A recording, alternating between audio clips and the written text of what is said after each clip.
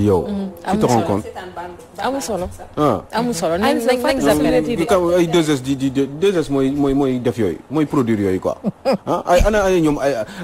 Eva Marie Coll Seck doo leen def ay mbir ci ay Eva Marie Coll Seck xool jaar-jaaram jigéen la femme exemplaire. non def leen benn émission ngeen teg benn journaliste muy wax ci waxu Eva Marie Coll Seck par exemple xaw ma ko cette dame là ci télé laa koy gisee mais boo xoolee parcours am c'est une femme exceptionnelle. moom moo formé professeur Seydi. bi ngeen di dégg tey jii nii. doo leen wax ci moom ak jaar-jaaram ndaw si Ablaye Wade téye ko Macky Sall ñëw continuer ak moom. vous me parlez de Adja Diallo Paco Jackson yi ma parlé de quoi drogue machin yooyu noonu. ñooy exemple. sexe Adja yooyu exemple il faut arrêter quoi. Bon on va essayer de je sais pas on va parler de man ñetti cas la yoo xam ne journaux yi moom la ñu gën a wax tey. voilà ñii ils sont c'est énervant quoi. waaw non baal yow doo leen noppi yéen quoi. fii am na ñeneen ñu fi war a wax. il faut que vous vous taisiez quoi à un moment donné ça suffit. Rangu il faut mu def li muy war a def dina ko def nag Rangu dina ko def parce que dëkk bépp ci xoo. Parce que quand vous êtes jolie vous avez 14 ans 15 ans vous êtes très belle yàlla defal na la nga kii. soo pour la ñii boo leen toppee dañuy jël sa temps. te li nga war a wax nii moo ëpp solo que ñoom dañuy daal di ñëw. peut-être on aura l'occasion d'y revenir Aïcha. Inch'Allah. Je sais pas j'avais pensé qu'il fallait qu'on parle et de Lamine Diack parce que quand mi ngi fépp et de Akilee Senelec histoire bi mi ngi continuer ba tey il faut que ñu xaw a leeral tuuti téléspectateurs yi seetaan dégg nga moom petit déj et puis on va essayer de parler de Assane Diouf et de Karim Gueye. kon dañ koy dooree ak Lamine Diack. ñett yooyu laa bëggoon ñu waxtaan. et puis on va essayer d'échanger ensemble parce que bàyyi leen doomu jàmbur yi quoi bàyyi leen ñu dem moo gën. arrêtez allez on est parti. ñu dooree ko ak Lamine Diack rek procès bi nga xamante ni démb lañ ko tijji. oui Massata est absent. encore une fois. oui. bon voilà nee na dañu bëggoon reporter mbir mi yóbbu ko à une date ultérieure. encore parce que seen prétexte mooy selon avocat Massata Diack yi nekk Sénégal. moom mooy duñ ko mën a def ndax ak affaire corona bi ils ont pas eu de place pour wut avion pour mën a dem foofu bon c'est un gros prétexte parce que gars yi ngi commencé di dem aussi. surtout pour les sorties et entrées exceptionnelles gars yi ngi lay bàyyi dëkk bi ñu dem quoi pour lu toll ni kaawu procès bi. doo affaire avion moo war a doon seen problème. Voilà il faut que Sénégal yi xam benn affaire ñu dellu si waat ci tuuti. on en a parlé énormément de fois affaire u Lamine Diack bi maa ngi leen di fàttali une fois il y a quelques années juste 1 an et demi 2 ans avant que Abdoulaye Wade alors président de la République mi ngi jógoon pour éventuellement s'apprêter à avoir un 3e mandat Abdoulaye Wade avait dafa convoqué woon Lamine Diack.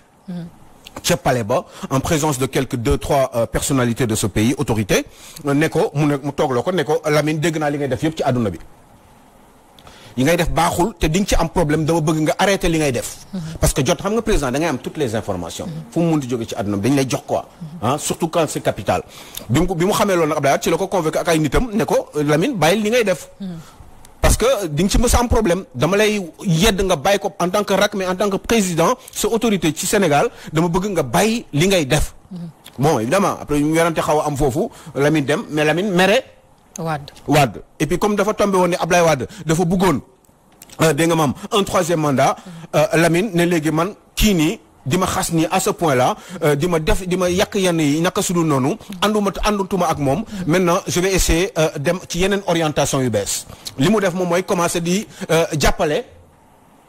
opposition bi parce que c'était le moment pour moom tamit comme Ablaye Wade mi ngi commencé di ko xeex par rapport ak moom trajectoire bi mu jël mu ne léegi damay jàppale opposition bi pour mën a effectivement dégager Abdoulaye Wade définitivement parce que li ma wax metti na ma ba ci kanamu yàlla voilà c'est tout après Lamine commencé di jàppale opposition bi alors Benno Siggil Sénégal waa PS ak yooyu même Y'en a marre et cetera toutes les associations de ce pays enfin ñu ci bari ñoom Youssou Ndour ñoom ñëpp jàppale nañ ci ay grands combats et cetera donc jël alalam joxe ko foofu moo tax Lamine Diack bi problème bi jigee bi ñu ko laajee ci ay audition yu njëkk yi xaalis boobu fan nga ko def mu ne xaalis bi dama si jàppale yenn homme politique sénégalais yi il l'a avoué alors maintenant problème moom mooy Lamine Diack procès bi principalement lan moo tax ñu arrêté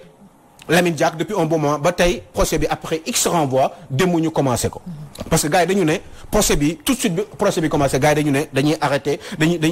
avocats yi dañu renvoyer dañu bëggoon ñaan ñu renvoyer procès bi dossier bi encore ba à une autre date ultérieure kii bi ne leen juge bi ne leen loolu mënatul nekk parce que nit ku nekk à un moment donné yoon dafa ne nit ku nekk dañ ko war a juger dans un délai raisonnable loolu la yoon wax en général délai raisonnable boobu nag mi ngi commencé di dépassé wu donc mënatuñu di bëttale ah bëtal procès di bëtal procès toujours léegi fii nii il faut que ñu def ko tey et puis de toute façon kii Lamine Diack soxlawul am yeneen i ak ñoom Massa tey soxlawuñu am yeneen i avocat avocat yi nekk fii rek doy na benn ku si nekk boo amee benn rek doy na soxlawul yeneen avocat yi manqué soi-disant parce que Covid moo tax mënuñu ñëw ñooñu jaru ko ñi fi nekk mën nañu def liggéey bi voilà maintenant Lamine Diack liñ koy ci gàttal quoi li tax ñu téye ko mooy dañ ko accuser ni parce que xam nga y a la commission médicale dopage et cetera bi nga xam ne moom moo nekk Russie Russie bu Vladimir Poutine comme dañu am xam nga ñoom dañu fort ci affaire sport athlétisme ak yooyu te daf leen di jaral lu nekk commission boobu à un moment donné dañu jël benn alal par intermédiaire de ce président de cette commission là commission bi toppatoo affaire athlétisme ak médical tout ce qui est dopage antidopage ak yu demee noonu daf leen dañuy jël benn alal lu toll ni presque lu toll ni ci 4 millions d'euros 3 millions 750 000 euros jox ko Lamine Diack pour que bu affaire yi kii bu ñu paree ak yooyu athlètes yi bu ñu dawee ba pare ñu bañ a bàyyi xel torop si ñoom quoi parce que xam nga ni bu athlètes yi dawee ba pare toujours commission antidopage bu IAAF bi day ñëw ne day choisir au hasard yenn athlètes yi ñëw def leen test de sang pour xool ndax dopé nañu mun na nekk n'importe qui léegi nag commission boobu dañuy def en sorte que Lamine Diack dina góorgóorlu ba Russie kenn du leen bu ñu paree daw kenn du leen contrôler comprendre ngeen li ma wax si ok léegi nag pour loolu il faut en retour ñu jox leen xaalis pour ñu bañ a bàyyi xel ci athlètes russes yooyu parce que ñooñu daf leen di jaral lu nekk pour ñu gagner ko même mu ñuy doppeewu sax te comme dopage dañ ko tere donc ñu ne ñoom dinañ ko def parce que ñoom dañ tàmm di def yooyu waaye pour ñu bañ leen jàpp nee na ñu gars yi yow Lamine Diack fexeel ba suñu athlètes yi bu leen kenn repérer en tout cas bu ñuy choisir bu ñu leen choisir parce que par hasard lañ leen di choisir ci athlètes yi di daw noonu bu dee 11 lañu mën nga choisir 4 wala 5 rek immédiatement jël leen problème yi mooy après affaire boobu dafa fël gars yi xam ko après comme intermédiaire bi moo doon président commission antidopage ak médical bu Russie boobu moom après affaire yi feeñ ñu jàpp leen yaa ngi dégg bon il se trouve que Massata moo doon gérer affaire marketing moom la ko bàyyi ji joxoon certainement pour lui faire gagner de l'argent c'est tout à fait normal doomam la waaye affaire bi gars yi dañ leen jàpp mi leen jàppee nag Massata moom depuis nee na du dem parce que bu demee xam ne ni gars yi dañ koy jàpp comme ni ñu jàppee papam parce que affaire yi c'est du flagrant délit quand même même bu fekkee ne am na ñeneen ay ñoom Platini yu def yenn affaires yi ñoom tamit ci seen i côté il se trouve que bii c'est une vérité dañu jàpp quoi loxo ci poche kenn mënu si dara maintenant bon il est là papa bi ngi fële pa bi mag la man j'aurais préféré que ñu téye Massata bàyyi pa parce que ce monsieur il a 87 ans quand même xam nga te Ablaye Wade waxoon na ko quoi xam nga c'est ça qui me pose un problème et puis je suis très gêné parce que góor gi déggatul nopp yi baaxatul xam nga il est malade il a 87 ans Aliou dafa métti Aliou Sow problème mooy mag beex yooyu noonu mais man aussi beneen problème bi ma si am mooy ñamu doon jàppale muy opposition beex yooyu noonu tey ñoom ñoo fi toog mais depuis début dossier Lamine Diack ba tey dégguñu si ñu wax si benn message sax message boo xamante ni dina wane ne ñii kat ñu ngi ci ginnaawam. waaw loxo si poche noo koy jàppale. dañoo mais ñu wane ne kat ñu ngi ci ginnaawam. Aliou Sow parce que ñu xam ne Lamine Diack une partie de l'argent bi mu leen jox man Lamine Diack moo ko wax. partie genn wàllu xaalis bi mu leen jox yëpp. ci ñoom la ko jox gis nañ fi ay mais attends yaa ngi fàttaliku kii bu combat bu mag boobu ñu tuddee woon Lamine Diack fii nii. combat xaw ma kan la woon ñaari grand combat la woon fii boo xam ne Youssou Ndour moo ko kii yoon ñëpp ñu def kii bi drapeau Lamine Diack mais Lamine Diack tourné ñaata million la fa tour Youssou Ndour moo ko def yàlla si Adja Degen Chimère demoon defal ko direct waaw moom rek bu mu génnee rek doon la tudd somme bi nga xam ne tey ji wala sax teraanga bi nga xam ne tey ji Lamine Diack defaloon na ko en plus même budul ñooñu noonu ak ñi nga xam ne ñoom ñoo di opposition bi fii Sénégal am na ñu bëri ñoo xam ne bu ñu taxawee di wax tey ji bu ñu taxawalee kër wala loolu Lamine Diack moom moo tax bien sûr alal jooju la ko taxawalee mais tamit comme moom jamono jooju mag la woon ba jamono ji mu nekk mag nit ki yaay dem ak sa xel du question da nga war a defalaate rek da nga war a defalaate ba ngay jël alalu jàmbur di ko defalaate loo xam ne ëllëg si biir war nga di nga ci mën a am problème ngay demee ak sa xel wala bëgg a defalaate ba jël alalu jàmbur tamit moom moo waroon xalaat depuis xam nga coxo parce que li dafa saag di sag imagine nga dund ba dund waaw âge bi nga am yenn problème yi surtout problème justice ñu la ciy dégg et tout lan la da nga njuuj njaaj xaalisu jàmbur surtout la personne de Lamine Diack association boobu les amis de Lamine Diack fu ñu mujj ñooñu amuñu kattan gis nga Aïcha moi j'ai beaucoup voyagé yaa ngi wax maa je souris daal di ma ñu xam naa adduna bi ay nit façon nit bari ay yeneen culture dans d'autres pays surtout les pays européens tubaab yi xam nga da ngay gis xam naa comment nan la ñuy gañee xaalis waaw ngi dégg ni ñuy gañee xaalis ba pare valoriser sa bopp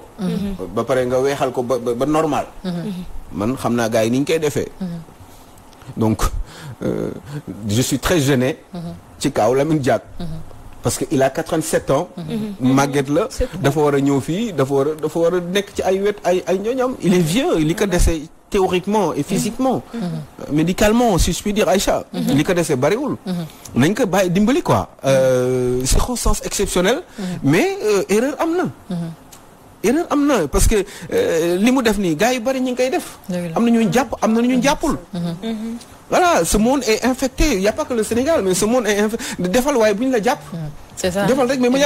il y a beaucoup de triches dans ce pays il y a beaucoup de gens qui ont de l'argent boo leen xamoon tey fi ñu jëlee seen alal yi c'est même pas la peine te ñu ngi ci tabax ay jàkk di ci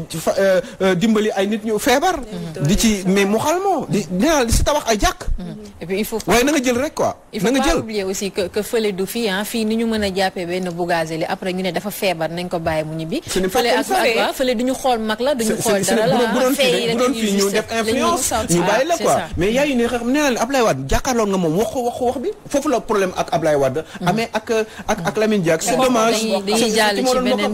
c'est dommage mais ça me gêne beaucoup j'aurais voulu que ça soit Massata qui assume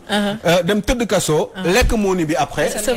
et puis tant mieux mu tëdd xam nga après yooyu noonu man yooyu laay def solo man damay dem boobu sax est-ce que duñ ci des ñu wax ci Assane Diouf ak Karim Xurum parce que ñoom tamit ñu ci biir oui Assane Karim Assane bon ben Assane baal leen di gàttal parce que y a pas grand chose à dire à part que Assane il faudrait que ñu xam ni Assane Diouf bon ben voilà mënuñu ko noppaloo Assane Diouf mënuñu ko noppaloo et puis c'est quoi lan la Assane bon voilà peut-être warul saaga quoi bu mu saaga mais Assane li ngay wax yëpp dëgg la Assane li ngay wax dëgg la quoi la manière aussi mais c'est que man bëgguma ngay saaga quoi parce que quand même président de la République la xam nga président la quoi moom la Sénégal am ay njaboot am ay machin quel que soit maa ngi lay wax ci kaw Lamine Diack bi erreur yi ñu def ñoom mais maa ngi sóoraale aussi ni mag la xam nga sama yaram mi ngi daw donc un président aussi suñu yaram day daw moom lañ jiital quoi buñ ko saaga ndey xam nga yaayam gaañu na Macky Sall xam nga papam gaañu na xam nga moom tam nit la rek avant muy doon président ba pare mu jiite sa réew bu ko daggal ay ndey quoi gaañ bàyyil noonu quoi xam nga waxal sa wax quoi xam nga yi ngay wax yëpp man genn yëpp d'accord naa ci xam nga on sait que le pays va mal on sait que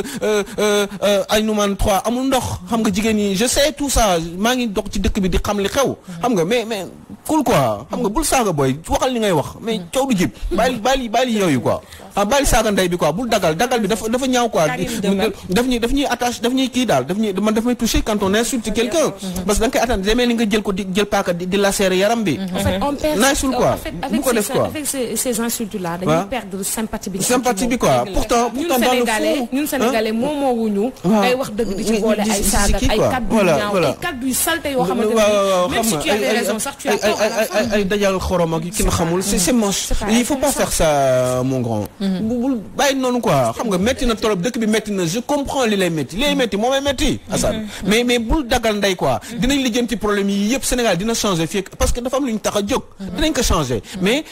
bul dagal quoi gaa yaa ngi dégg te naan nañ quoi te ñi ngi màgg Sénégal yaa ngi màgg léegi y a de nouvelles générations qui vont changer qui deviennent de plus en plus ouvertes sur le monde qui comprennent beaucoup de choses et qui vont certainement changer ces choses-là rien que pour l'intérêt de leur propre pays je sais que vous aimez votre pays mais essayez d'arrêter d'insulter quand même parce qu'il s'agit quand même de notre président de la République quel que soit Alpha même ceux qui sont contre lui Macky Sall mooy seen président Assane donc bul déconner quoi et puis arrête un peu et puis bon Macky yow dimbali ko man li nga digaloon Guy Marius Sagna doon ko wax na changer forme de lutte léegi gis nga mi ngi politique normalement xoolal li mu fi def yëpp Guy Marius Sagna bi mu génnee ba tey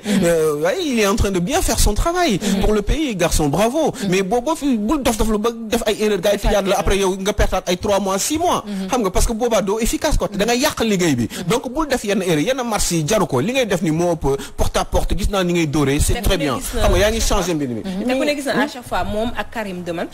ni ñuy duggee kaso waaye tam nan ban anam la ñuy génne quoi dañuy génn di feebar dafa nekk loo xam ne tey ji Karim c'est pas bien moi je l'ai rencontré dans une émission ici Grand Soir on a échangé c'est un bon garçon xol bu rafet la jullit la machallah xam nga mais Karim yow foofu du sa place quoi et puis bul waxati yenn yi boo génnee quoi il faut pas ouvrir le flanc comme tubaab ni mu koy waxee bu leen ubbil palanteer yeeg buntu kër geeg yëpp ne leen ñëw leen yegg si leen non il faut être intelligent mais ne faites pas du frontal comme ni ñu koy waxee ci olof mais faites du fractal entre le frontal et le fractal il y a une différence frontal da nga ñëw di daj di mbëkkee di xam nga doo dem fenn da ngay dagg ndànk di dem da ngay dagg xar garab bi da ngay jékki-jékki rek mun a rës mais da ngay dagg fractal booy gis nga da ngay jékki-jékki garab bi naan tat kenn du xam nu mu lewee fekk c'est trop tard lijjanti nga li ngay lijjanti bu yàgg mais booy mbëkku di machin doo dem fenn quoi ça ne marche pas comme ça faites-moi plutôt du Modou Lo et du Balla Gaye mais pas du